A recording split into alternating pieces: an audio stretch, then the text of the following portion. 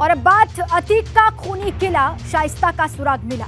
अतीक के दफ्तर पर खून के निशान मिलने से कई सवाल खड़े हो गए हैं। अब पुलिस फॉरेंसिक टीम की मदद से ये पता लगाने में लगी है कि ये खून के निशान किसके थे। वहीं सूत्रों से मिली जानकारी के मुताबिक शाइस्ता मुस्लिम बहुल इलाके में रह रही है और लगातार अपनी लोकेशन बदल रही है।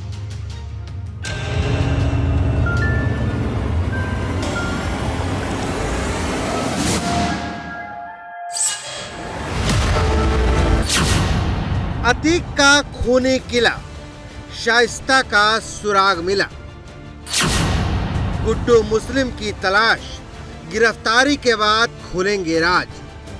क्या खंडहर में तब्दील अतीक का ये दफ्तर उसका खूनी किला था, जहां लोगों को मारने के लिए लाया जाता था? क्योंकि अतीक के दफ्तर पर खून के निशान मिलने से कई सवाल खड़े हो गए, क्योंकि अब पुलिस फॉरेंसिक टीम की मदद से ये पता लगाने में लगी है कि ये खून के निशान किसके थे। गौरतलब है कि कल अतीक अहमद के इसी दफ्तर से खून सने हुए कुछ कपड़े मिले थे। दुपट्टे पर और साड़ी पर खून लगा हुआ था। इसके साथ साथ खून लगा हुआ एक चाकू बरामद किया गया था। इसके साथ ही साथ जमीन पर खून के धब्बे थे। उसके बाद पुलिस की टीम मौके पर पहुंची थी, उसने घंटों पड़ताल की थी। इसके बाद एफएसएल की टीम बुलाई गई थी। एफएसएल की टीम ने भी तमाम यहाँ से जो सैंपल हैं वो सैंपल कलेक्ट किए थे। इसके बाद यहाँ पर दावा ये किया गया था पुलिस अफसरों की तरफ से कि ये जो एफएसएल की रिपोर्ट है, रिपोर्ट के आने के बाद ही कुछ साफ हो पाएगा। तो देखिए, पुलिस के 2 लोग इस वक्त भी यहां पर पहुंचे हुए हैं और लगातार इस जो दफ्तर है उसके अंदर पड़ताल चल रही है। बाहर भी पुलिस के जो लोग हैं वो लगातार यहां पर चक्कर काट रहे हैं। गौरतलब है कि अतीक के दफ्तर से सोमवार को खून से सने कपड़े, खून लगा हुआ चाकू और खून के धब्बे मिले थे।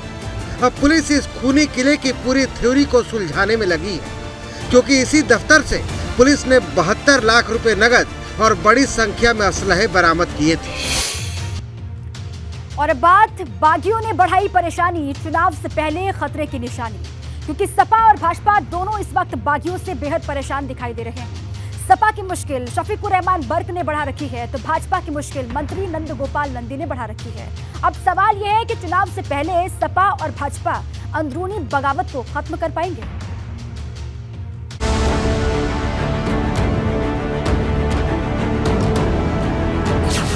बागियों से परेशान सपा, क्या बदल जाएगी हवा? सपा में गुटबाजी हावी, कैसे मिलेगी जीत की चाबी? निकाय के महायुद्ध में समाजवादी पार्टी चौतरफा घिरती नजर आ रही है, क्योंकि सपा की एक मुश्किल बसपा के मुस्लिम दाव ने बढ़ा रखी है। वहीं सपा की एक बड़ी टेंशन बागियों ने बढ़ा दी है, क्योंकि संभल में समाजवादी पार्टी 2 गुटों में बटी नजर आ रही है। एक तरफ सांसद शफीकुर रहमान बर्क है, तो दूसरी तरफ विधायक इकबाल महमूद है। दरअसल सपा ने संभल से सपा विधायक इकबाल महमूद की पत्नी रुखसाना इकबाल को नगरपालिका अध्यक्ष के लिए टिकट दिया है, लेकिन सांसद शफीकुर रहमान ने सपा प्रत्याशी की जगह निर्दलीय प्रत्याशी फरहान यासीन का समर्थन कर रहे हैं। उनको टिकट दिया गया जो पार्टी के गद्दार रह चुके हैं, समझिए, जिन्होंने पार्टी के खिलाफ इलेक्शन लड़ाए। आज हम खुलकर, मतलब ये है कि हमने एक वो क्या नाम है उनका, जो सैफी हैं, फरहाना सैफी है ना, यासीन सैफी का जो है, मैंने ऐलान कर दिया। मैंने कि हम उन्हें लड़ाएंगे और उन्हीं को लड़ा रहे हैं। एक सवाल मेरा आखिरी ये था कि अब इसी को लेकर सपा सांसद बर्क और विधायक इकबाल महमूद के बीच जंग छिड़ी हुई है, जिससे सपा अपने ही गढ़ में 2 गुटों में बढ़ती नजर आ रही है। इकबाल महमूद बर्क पर अपनी ही पार्टी के खिलाफ जाने का आरोप लगा रहे हैं, लेकिन सपा में अपनी पार्टी के खिलाफ प्रचार करने का ये कोई पहला मामला नहीं है, क्योंकि जो इकबाल महमूद शफीकुर रहमान बर्क के विरोध पर सवाल उठा रहे हैं, उन्हीं का एक वीडियो खूब वायरल हो रहा है, जिसमें वो कह रहे हैं कि उन्होंने 2014 के लोकसभा चुनाव में सपा सरकार में मंत्री रहते हुए अपनी ही पार्टी के विरुद्ध जाकर सपा प्रत्याशी अकीलुर रहमान को चुनाव लड़ाया था, और 2 बार नगरपालिका अध्यक्ष के चुनाव में भी पार्टी प्रत्याशी के विरुद्ध जाकर चुनाव लड़ाया था।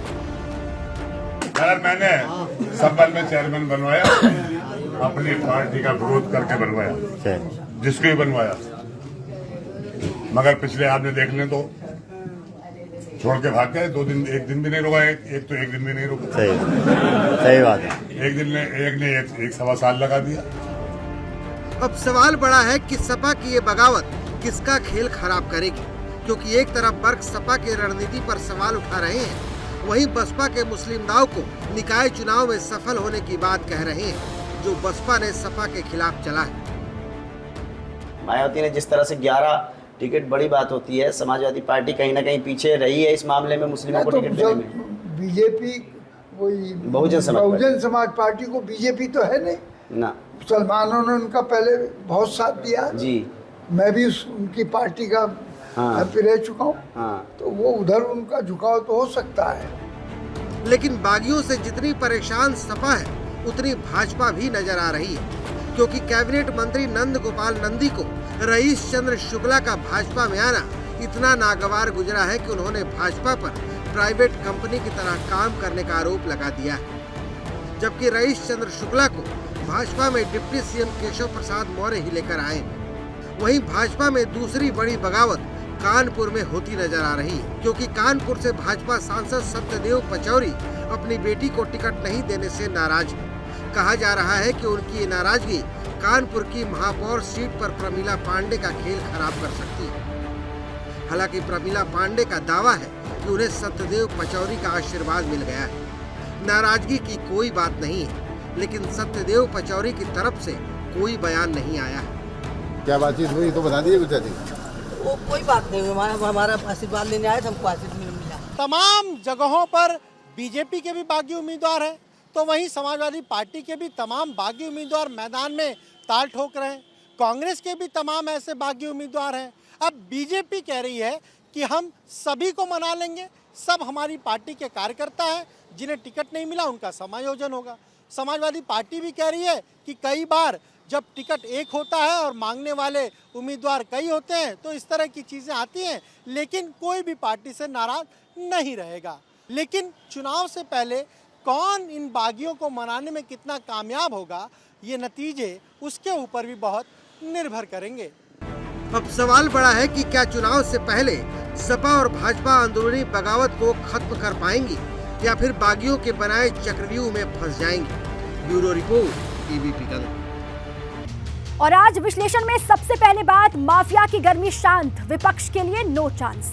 चुनाव लड़ने का और जनता तक अपनी बात पहुंचाने का सबका अपना तरीका होता है, लेकिन कुछ ऐसे नेता होते हैं जिनका अंदाज सबसे जुदा होता है, और ऐसा ही एक नाम है मुख्यमंत्री योगी आदित्यनाथ का। क्योंकि उनके विरोधी जिस मोर्चे पर उन्हें सबसे ज्यादा घेरते हैं, वो उसी लाइन पर सबसे ज्यादा हिटिंग करते हैं। क्योंकि इस वक्त सीएम योगी निकाय चुनाव को लेकर धुआंधार प्रचार कर रहे हैं। आज सीएम उन्नाव और रायबरेली में थे, जहां उन्होंने सपा और बसपा पर जमकर हमला बोला और सबसे ज्यादा निशाना माफिया को लेकर साधा।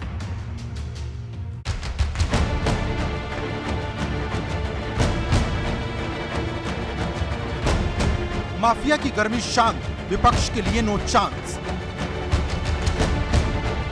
विपक्ष पर गरजे योगी, यूपी को किसने बनाया था रोगी। क्या सीएम योगी का फायर अंदाज भाजपा के लिए जीत का धारदार हथियार बन गया है? क्योंकि निकाय चुनाव में मुख्यमंत्री योगी फिर एक बार विपक्ष पर उसी अंदाज में बरस रहे हैं जैसे विधानसभा चुनाव में गरज रहे थे। तब सीएम योगी ने यूपी को शिमला बनाने की बात कह दी थी।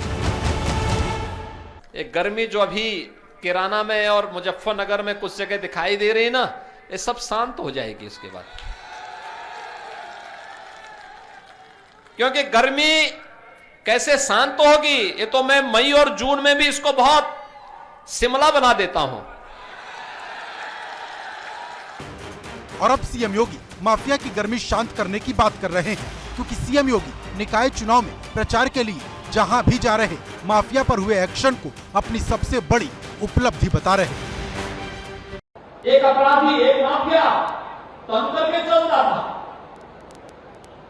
पुलिस उसके सामने डरती थी, प्रशासन भयभीत रहता था। कोई माफिया और अपराधी कहीं से जा रहा है तो सड़कों पे सन्नाटा छा जाता था।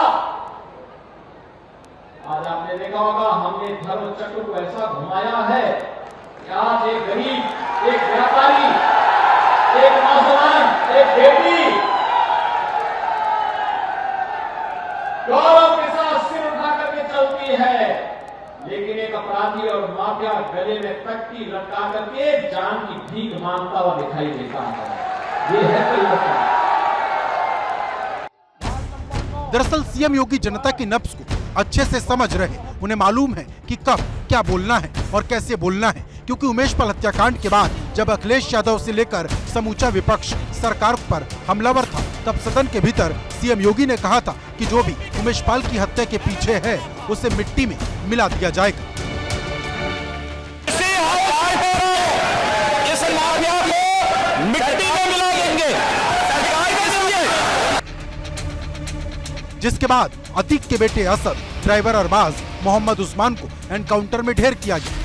उससे माफिया को मिट्टी में मिलाने वाली मुहिम से ही जोड़कर देखा गया। अब सीएम योगी इसी मोर्चे पर समूचे विपक्ष को खुली चुनौती दे रहे। अब उत्तर प्रदेश कर्फ्यू नहीं, कांवड़ यात्रा की तैयारी के लिए उत्सव के साथ आगे बढ़ता है। अब उपद्रव नहीं, उत्सव हमारी पहचान है। अब माफिया नहीं, महोत्सव हमारी पहचान है। मुख्यमंत्री जी स्वयं चंगे हों, उनके लिए मेरी शुभकामना है। लेकिन जिस तरीके से भाजपा सरकार कानून को ठेंगा दिखा रही है, न्यायपालिका को ठेंगा दिखा रही है, भाड़े और किराए के टट्टुओं के माध्यम से अपराधियों की हत्या करा करके वाहवाही लूटने की कोशिश कर रही है। कहते हैं माफियाओं का सफाया हो रहा है। अरे 2 माफिया गए, 3 माफिया आपने पैदा किए। तो आप तो माफिया पैदा करने की फैक्ट्री लगाए हुए हैं, तो जो माफिया बनाने की फैक्ट्री लगा चुका है वो माफिया खात्मा कैसे कर सकता है? मुख्यमंत्री योगी आदित्यनाथ ने कहा यूपी में नो कर्फ्यू, नो दंगा, यूपी में सब चंगा। उनका इशारा साफ था कि बीते 6 साल में कानून व्यवस्था में सुधार हुआ है। मुख्यमंत्री ने यह भी कहा यूपी में न रंगदारी न फिरौती, यूपी नहीं किसी की बपौती। अपने 2 दिन के चुनावी सभाओं में मुख्यमंत्री लगातार ये संकेत दे रहे हैं कि अब माफिया राज के खिलाफ जो कार्रवाई हुई है उसको निकाय चुनाव में कैश कराया जाएगा। गौरतलब है कि निकाय चुनाव को लेकर सीएम योगी ने पूरी ताकत झोंक दी है। भाजपा ने 760 में से 700 सीट पर कमल खिलाने का लक्ष्य रखा है, जिसकी पूरी कमान सीएम योगी ने अपने कंधों पर ले ली है। वो धुआंधार रैलियां कर रहे हैं और बीते 2 दिन में सहारनपुर, शामली, अमरोहा और उन्नाव को नाप चुके हैं। लेकिन बड़ा सवाल ये है, क्या सीएम योगी की माफिया की गर्मी को शांत करने वाले दांव के सामने विपक्ष फिर एक बार धराशायी होगा या फिर यूपी में नया पंगा होगा? Bureau report, ABP Ganga. और अब बात समाजवादी कैंटीन, सस्ता सामान, निकाय के चुनावों में वादों का तूफान। क्योंकि अखिलेश यादव ने मतदाताओं को लेकर एक अपील जारी की है जिसमें जनता से जुड़े कई वादे हैं, लेकिन जितने दावे हैं उससे ज्यादा भाजपा पर निशाने हैं। क्योंकि आज जब अखिलेश यादव ने अपनी अपील जारी की तो भाजपा पर हमलों की झड़ी लगा दी। अखिलेश ने भ्रष्टाचार और शहरों में फैली हर समस्या के लिए भाजपा को जिम्मेदार बताया।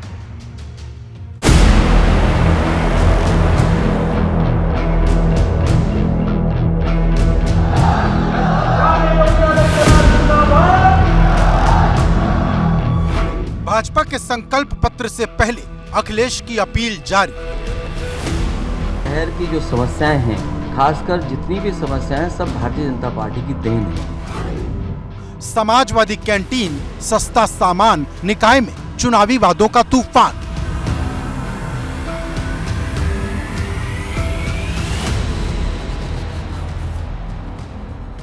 निकाय के चुनावी संग्राम में भाजपा संकल्प पत्र जारी करने की तैयारी कर रही, लेकिन उससे पहले अखिलेश यादव ने मतदाताओं के लिए अपनी अपील जारी कर दी। इस अपील के जरिए वादों की झड़ी लगाई गई। अखिलेश ने मनरेगा की तर्ज पर रोजगार की गारंटी के लिए अर्बन एम्प्लॉयमेंट योजना शुरू करने की बात कह दी। वहीं महंगाई से राहत दिलाने के लिए समाजवादी कैंटीन और कम दाम पर सामान दिलाने के लिए किराना स्टोर खोलने की बात कही है। लेकिन अपनी इस अपील के साथ ही अखिलेश ने भाजपा पर आक्रामक अंदाज में हमलों की झड़ी भी लगा दी। अखिलेश ने सड़कों में गड्ढे, खुली नालियां, भ्रष्टाचार और शहरों में फैली हर समस्या के लिए भाजपा सरकार को जिम्मेदार बताया। सड़कों पे अभी तक गड्ढे नहीं भरे गए हैं, गलियों का दुर्दशा पैदा कर दी वहां पर। इनको न ठीक करते हुए यहाँ पर जिस तरीके से भ्रष्टाचार हुआ है, एक शहर के नहीं हर शहर में उंगली उठी है। अयोध्या जैसे जिन पर उंगली उठी उनकी टिकट कट गई। भ्रष्टाचार के आरोप इन लोगों पर लगातार लगे हैं। आज जो लखनऊ में दिखाई दे रहा है जो बड़ा काम, ये जनता के लिए समाजवादी सरकार में ही बने और आगे बढ़ाए गए। सड़कों पर गड्ढे हैं, नगर निगम में भ्रष्टाचार है, मूलभूत सुविधाओं के लिए लोग तरस रहे हैं। उन्होंने कहा कि स्मार्ट सिटी के नाम पर भ्रष्टाचार किया जा रहा है। वाराणसी का जिक्र किया जो पीएम का संसदीय क्षेत्र है। अयोध्या का जिक्र किया जहां से महापौर के पुराने प्रत्याशी का टिकट काट दिया गया। अखिलेश यादव ने साफ कर दिया है कि भाजपा के कार्यकाल के दौरान जो भी अव्यवस्थाएं रहे हैं, जो विभागों की नाकामियां हैं, उसको इस निकाय चुनाव में जनता के सामने लाएंगे। अखिलेश यही नहीं रुके, उन्होंने एक बार फिर सरकार को छुट्टा पशुओं के मुद्दे पर घेरने की कोशिश की। विधानसभा चुनाव के वक्त भी सपा ने छुट्टा पशुओं से किसी की मौत होने पर 5 लाख रुपए देने की बात कही थी। जो शहरों से जानवर न हटा पा रहे हों, तारीख के बाद तारीख बदल रहे हों, और जो अधिकारी जिनकी जिम्मेदारी थी उसके अलावा अधिकारी लगाए गए थे, आईएएस स्तर के अधिकारी लगाए गए थे जिससे जानवर शहर से हट जाएं। आखिर उन अधिकारियों ने क्या काम किया है? और यही स्मार्ट सिटी में केवल 1-2 बिंदु नहीं है। आपका ट्रैफिक मैनेजमेंट, पब्लिक ट्रांसपोर्ट के लिए आपने क्या काम किया है? जहां अखिलेश भाजपा को स्थानीय मुद्दों पर घेर रहे हैं, वहीं कानून व्यवस्था और संविधान की दुहाई देकर भी खूब हमला बोल रहे हैं। सिस्टम फेलियर, कानून व्यवस्था से ऊपर बात चली गई, कोई सुनने वाला नहीं, कोई संस्था नहीं बची। आप खुद सोचिए, गवाह के पास सरकार की सिक्योरिटी, जिन पे आरोप था उन पे सरकार की सिक्योरिटी, और उसमें दोनों की हत्या हो जाए तो जिम्मेदार कौन है? सरकार जिम्मेदार है। लेकिन बड़ा सवाल यह है कि क्या अखिलेश की यह अपील जनता में अपना असर पैदा कर पाएगी, क्योंकि सपा के सामने निगम की लड़ाई का वो चक्रव्यूह है जिसे सपा पिछले 2 चुनाव में भेद नहीं पाई, और अब यही चुनौती अखिलेश यादव के सामने है, क्योंकि 24 में अगर भाजपा को टक्कर देनी है तो पहले 23 की इस लड़ाई को जीतना होगा। Bureau report, ABP Ganga. Break के बाद स्वागत है आपका। बात मुस्लिम मोर्चे पर माया ने किया खेल, अखिलेश की रणनीति हो जाएगी फेल, क्योंकि मायावती ने नगर निगम की 17 में से 11 पर मुस्लिम उम्मीदवार का ऐसा चक्रव्यूह रचा है कि समाजवादी पार्टी इसमें फंसती हुई दिखाई दे रही है। जिस मुस्लिम वोट को सपा अपनी ताकत मानती है, बसपा ने उसी को ध्यान में रखते हुए रणनीति बनाई है। उधर सपा बसपा पर भाजपा की बी टीम की तरह काम करने का आरोप लगा रही है।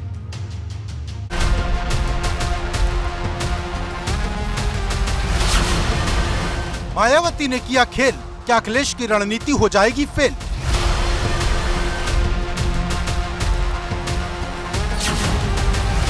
निकाय चुनाव की जंग, बसपा ने बदला सियासी रंग।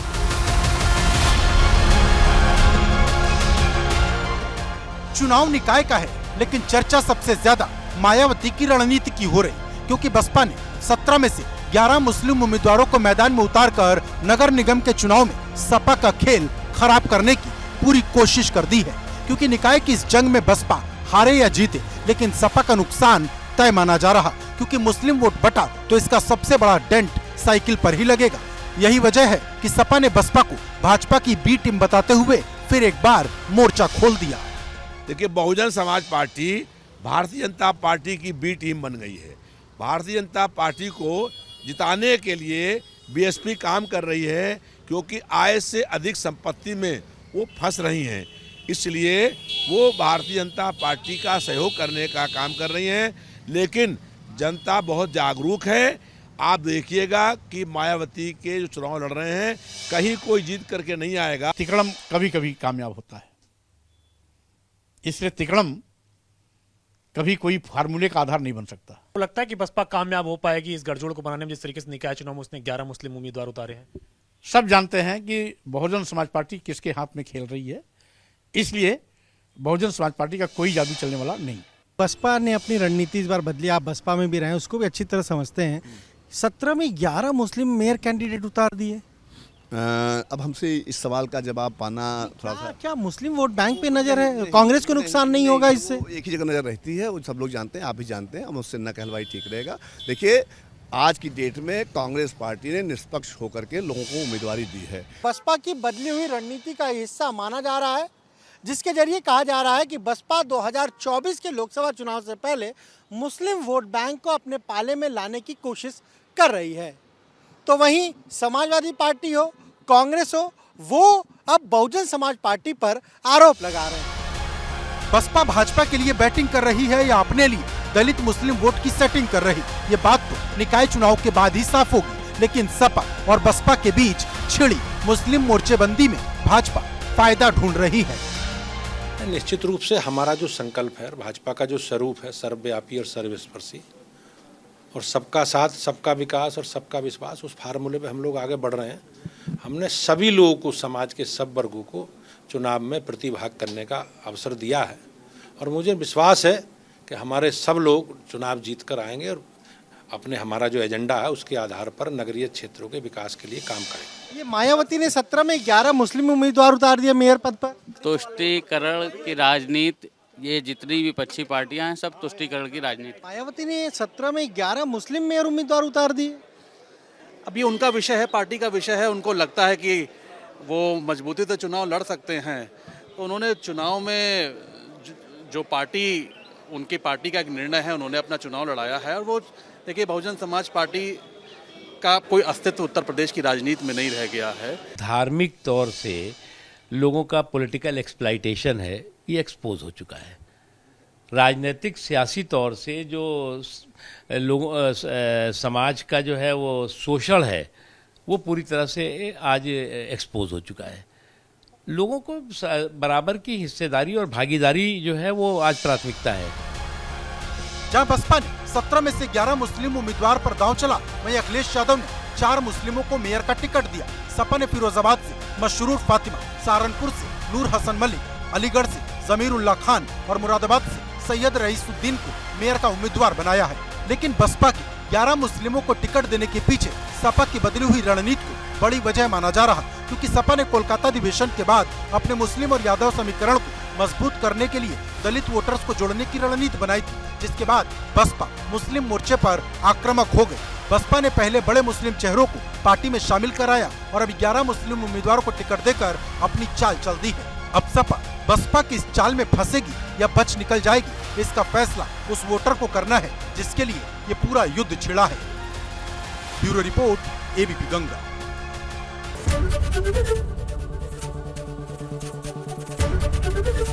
एबीपी गंगा, खबर आपकी, जुबान आपकी।